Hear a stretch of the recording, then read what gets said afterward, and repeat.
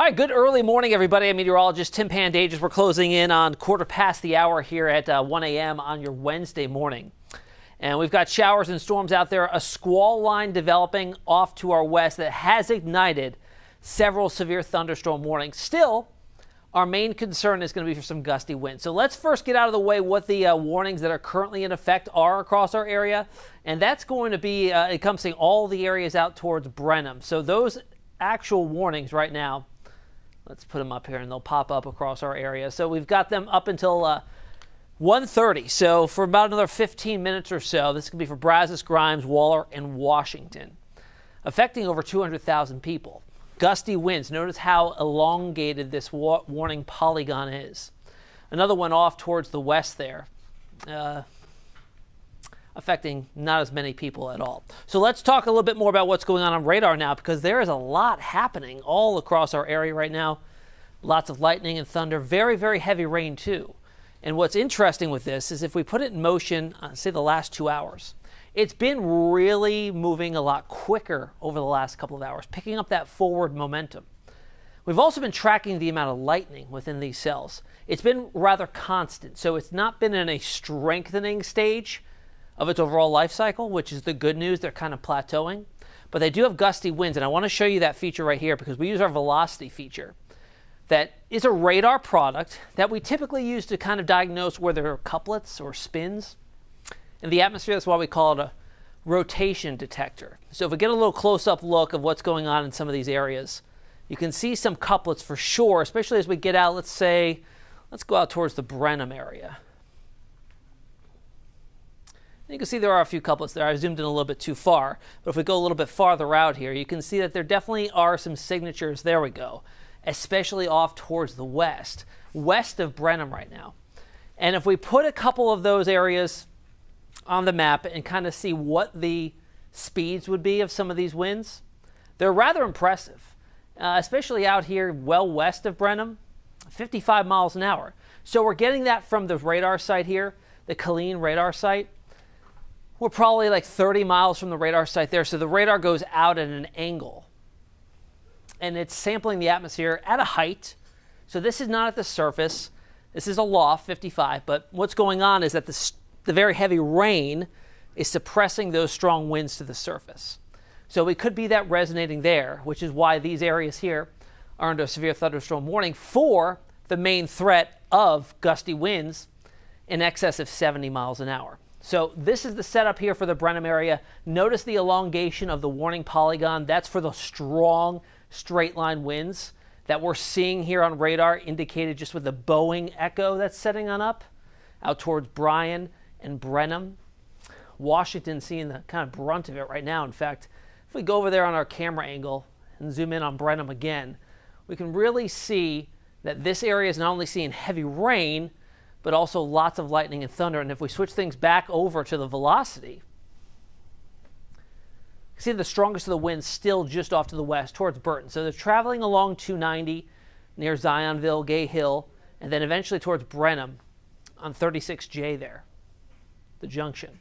So we'll see some strong winds there in just a short while. Bigger picture though, when we look at the radar and look at the lightning, let's go back to our home screen.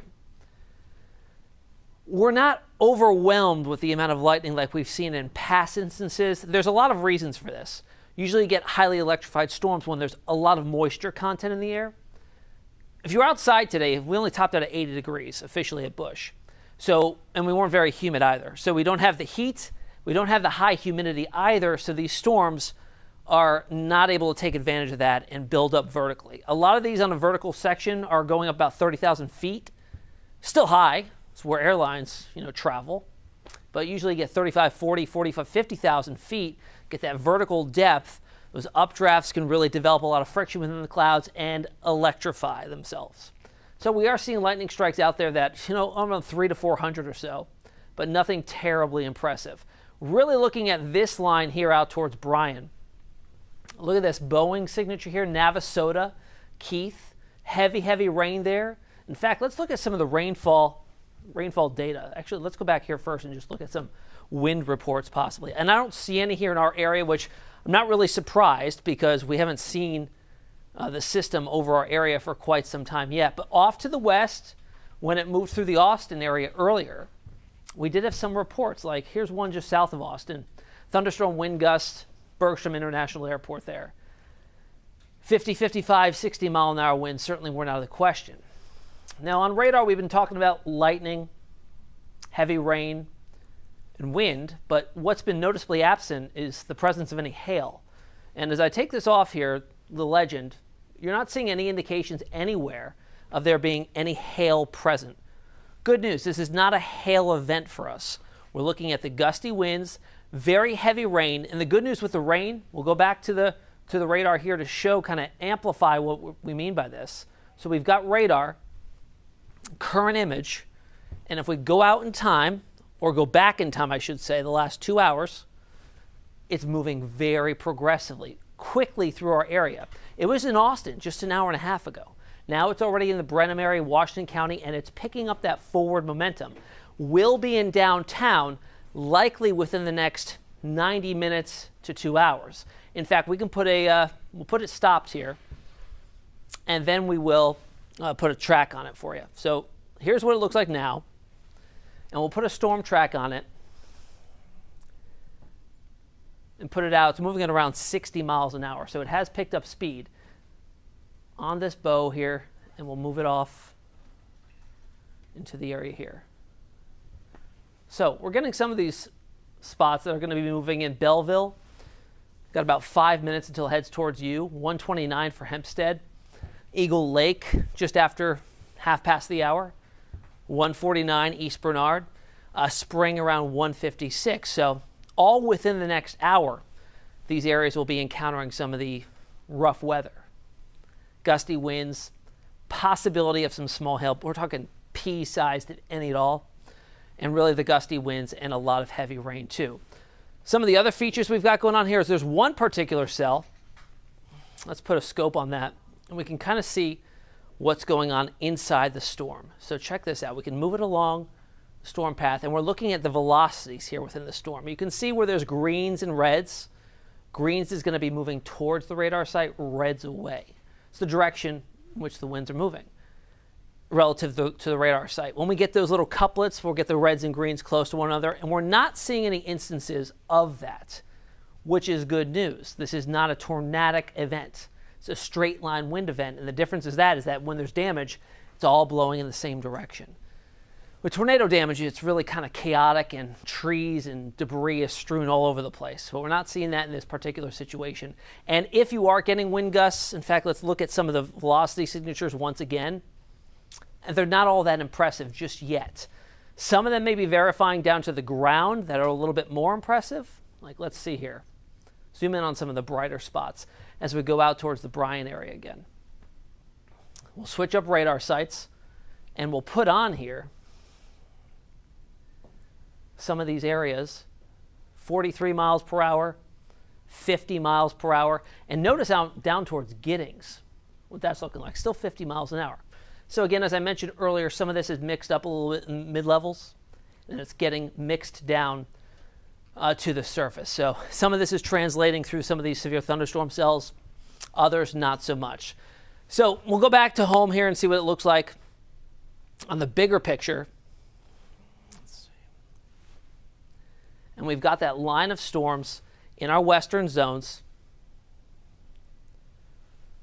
And it looks like brand new severe thunderstorm warnings just outside of our viewing area here, but the whole line is actually being warned, which is, if you look at the big picture here of what's going on in Texas, I mean, there's just a lot of activity all up and down. In fact, the radar sites showing things nationally. You can see all the activity here over the last 2 hours, kind of consolidating and picking up that forward momentum and dropping its way on off towards the south. So this is going to be an ongoing thing for probably the next 2 hours, and then really kind of sailing towards the coastline and eventually into the open Gulf of Mexico. So that's the good news there. Haven't seen any storm reports as of late, so that's the good news too. And our local radar is still just showing the heavy, heavy rainfall, some gusty winds as well, and lots of lightning too. This is unfortunately going to be one of those events that if you're up watching now and this is about to head towards your area, you're probably not going to get to bed for the next hour, hour and a half until it blows through. It's going to be loud with the wind gusts, with the lightning and thunder, and of course the heavy rain as well. Something we haven't talked about yet is the rainfall totals. Let's look at just the 1 hour precipitation. So we had talked about how this might be an issue in terms of some minor flooding or street flooding, because we were looking at the potential of there being 2-inch an hour rainfall rates, which would be the threshold for flash flood warnings.